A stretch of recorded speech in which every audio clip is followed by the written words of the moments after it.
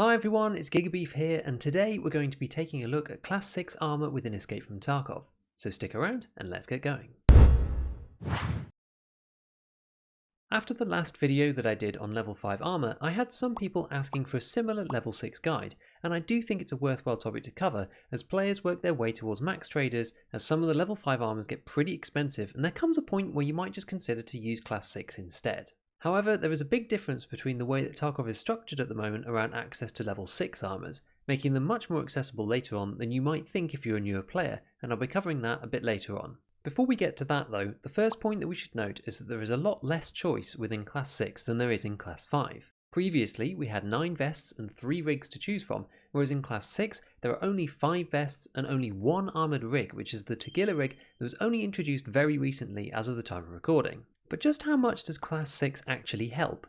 The armour class differentiation, as always, revolves around bullet penetration values. In previous videos, we've looked at the round ranges in a lot of detail, but for the purposes of this discussion, we'll hone in on the values that matter. A greater than 50% chance to pen level 5 armour on the first hit begins at 47 pen, which is incidentally the pen of the ever-popular 7.62 BP round. To achieve the same 50% pen chance on the first hit for Class 6 requires another 10 pen at 57. Interestingly, this is broadly where the typical rule of thumb comes in: 40 plus pen to defeat level 4, 50 plus pen to defeat level 5, and 60 plus pen to defeat level 6. Taking a look at the ballistics chart, the rounds in this 47 to 57 pen range that you might see more regularly are BP as mentioned, 545 BS for the AK platform, APSX for the MP7, and M995 for 5.56 weapons. This kind of reserves Class 6 as an armour to be used against endgame players and mega chads, and is one reason, other than price, why most people just wear high quality level 5 instead. If a round has more than 57 pen, like SNB, Igolnik, and M61, it will fairly easily penetrate level 6 too, which makes running Class 6 a tricky choice if you're balancing budgets at the same time.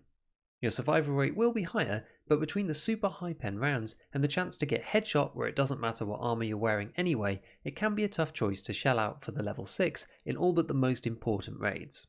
One stat that surprised me when I first stumbled upon it was that M995 only has a 24% chance to pen level 6 armour on the first shot. As many people consider M995 to be the endgame round of choice for 5.56, I was surprised that this figure was so low. It's in these specific cases where Class 6 can make a big difference. With all of that said, let's have a look at the choices. Same as last time, we'll start with the highest overall durability. Again, we have to take into account the material, and when we do, it's no real surprise that on pure defensive capability, the Zabralo, also referred to as the Fort Armour sometimes, comes out on top with a clear margin of 170 effective durability. Then after that, well, they're all really close. With 5 points between the Slick and the new Tagilla Rig, it's only the Zuk 6A which trails a little behind at 94. This means that the other stats are going to be more important here than they were across the level 5 armours, simply because Class 5 has a much wider diversity of armour, from the Corund to the Killer. 2 of the level 6s are of the super beefy kind, with thorax, stomach and arms protections, which are the Zabralo and the NFM Thor, which is relatively new. I tend to avoid armour with arms protection due to the way that durability is shared across the whole armour, meaning that an arm hit, practically speaking, reduces the rest of your protection across the rest of the body, but most importantly over the thorax. This definitely applies to the NFM, but at least with the Zabralo, the durability is so high that you can actually tank a few hits before it affects you too badly. All of the other armours are thorax only, except for the Zuk, which is a thorax and stomach armour. The most important secondary stats otherwise are another reason as to why the Slick, the Hex Grid and the recently added Tagilla are so well used and the others not so much. With 6, 8 and 10% move speed penalties, these 3 can still easily be used and retain the manoeuvrability of your PMC, and the same goes for the turn modifiers and ergo changes. The Hex and the Slick specifically have incredibly low ergo modifiers at -1%, so if you're running meta kits, this will matter more for your overall loadout too, and not bleed away really any ergo on all the rest of your gear. They're also incredibly light in comparison, which allows you to carry more stuff whilst wearing them. This versus the -35% move speed of the Zabralo is actually really extreme and effectively turns you into some kind of mobile turret. If you're running as a squad, it can be fun to deck out one player in the full Zabralo plus Altin, but it is a bit of a meme. Now here is where the really important part comes in for Class 6 armour that I mentioned earlier, the acquisition and pricing of the gear.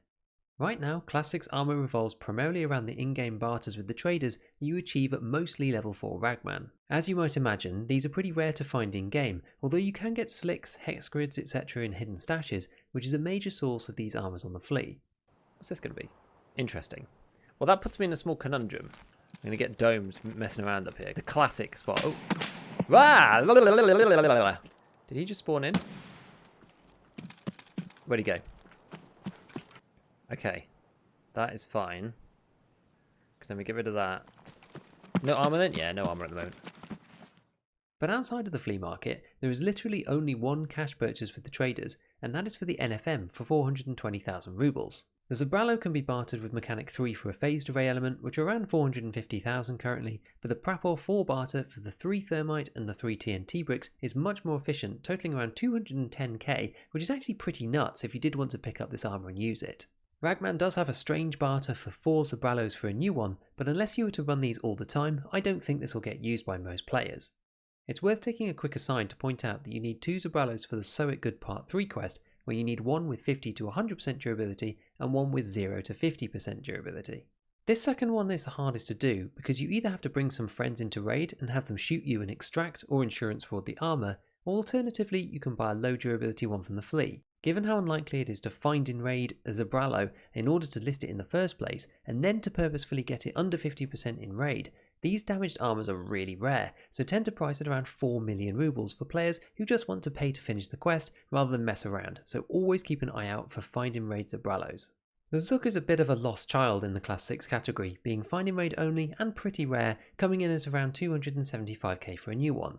However, with the lowest durability of all of the armors, medium move speed penalties and the ceramic material, which makes for awful repairability, it's just not something players are generally interested in running at the moment. For the Slick and the Hex is actually accessible earlier than most of the other Class 6 armors with Ragman 3, for 5 ski hats, 5 Ushankas and 5 round glasses, coming into approximately 300k. The Slick comes out very similarly but at Ragman 4 instead, however usually it has more chance of getting the parts cheaply.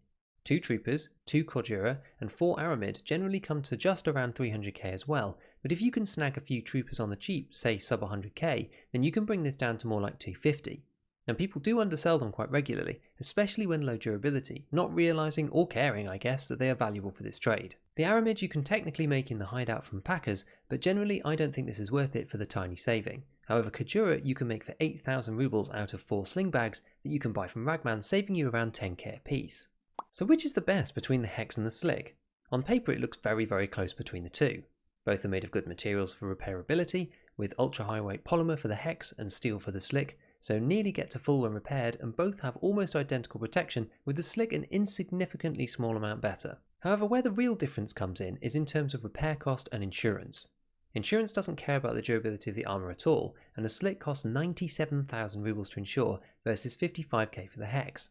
And don't even think about using therapists, she's running some kind of serious racket here. This is a big difference, because although you'll almost always get this armour taken when fighting players, you'll really want to be winning fights with these level 6 armours, and the 40k gap allows you to get away with more insurance fraud shenanigans with the Hex grid by taking other players' armours and kits and leaving your armour in a safe place to get back later from Prapor. The same goes for repairability. I bought the lowest durability armours that I could from the flea so that we could see the stats, hence why there is a bit of a difference between the two, and I appreciate the Slick is more damage than the Hex. But the 91k repair cost for the Slick versus the 43k cost for the Hex is a massive gap that clearly wouldn't be much different if these were both the same durability or 0.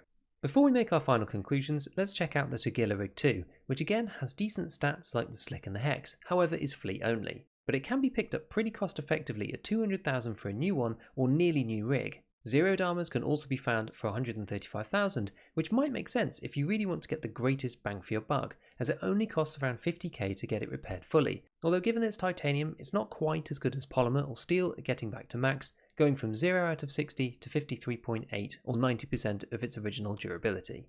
It also insures very similarly to the Hex grid at 56k, although if you fraud this one you'll have to find another chest rig instead, which is a common issue for armoured rigs generally. The limiting factor of the Tagilla is the small inventory space with only 6 2x1 slots available. I find this not to be too much of a hindrance, as I rarely go in fully kitted out Chad mode, but some players will find this a bit tight for mags, nades and stims. Overall, I believe that the Tagilla Rig is probably the most cost effective Class 6 armour in Escape from Tarkov, being accessible right with the flea market and costing less to run than its counterparts in the Hex and the Slick, whilst having great all round stats. However, for best in slot, I think that the hex grid takes it for me, being accessible from Ragman 3, and bear in mind Ragman 4 is now level 42, which is the highest requirement in the game. It's functionally equivalent to the slick, and allows the rig of your choice, but by giving much cheaper insurance and repairability, just sneaks ahead and beats the slick on economic grounds for me. If you learned something or enjoyed today's video and want to support the channel, please as always consider sending a like and a comment, as it helps with visibility for those who haven't found me yet on YouTube. You can follow me on Twitter and Twitch to check out when I'm live, which is currently 2 times a week, once on Friday at 9 PM UK time for the real-time recording of the Scav Talk podcast, which you can check out the link to in the description below, and a regular Tarkov stream on Saturday at 2 PM UK time in the afternoon. And with all that said, I'll see you next time, and as always, have fun in your raids.